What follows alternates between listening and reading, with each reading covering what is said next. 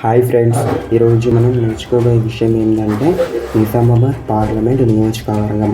Nizamabad parliament నియోజకవర్గం 1952వ సంవత్సరంలో ఏర్పడింది.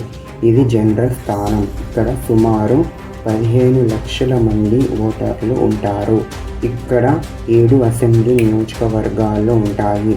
ఒకటి నిజామాబాద్ అర్బన్, నిజామాబాద్ రూరల్, బోధన్, బాల్కొండ, ఆర్మూర్, కొరుట్ల మరియు జగిత్యాల నియోజకవర్గాలు వస్తాయి.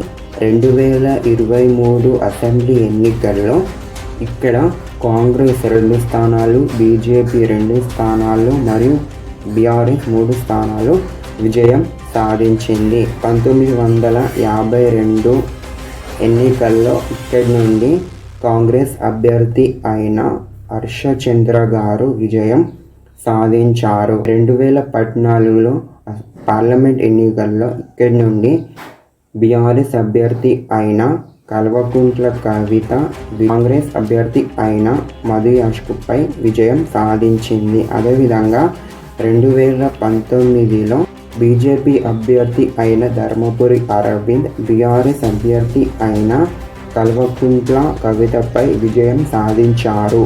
1952 నుండి 2019 వరకు ఇక్కడి నుండి కాంగ్రెస్ 10 సార్లు, 2 సార్లు టీడీపీ, ఒకసారి ఇండిపెండెంట్, ఒకసారి బీజేపీ మరియు ఒకసారి బీఆర్ఎస్ విజయం సాధించింది.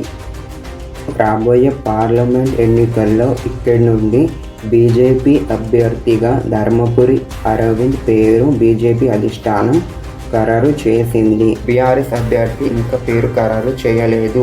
కాంగ్రెస్ అభ్యర్థి ఉన్న సంవత్సరం వరకు ఇక్కడి నుండి జీవన్ రెడ్డి బరిలో ఉండబోతున్నారు. 2024లో పార్లమెంట్ ఎన్నికల్లో ఇక్కడ త్రిముఖ పోరు ఉండబోతుంది.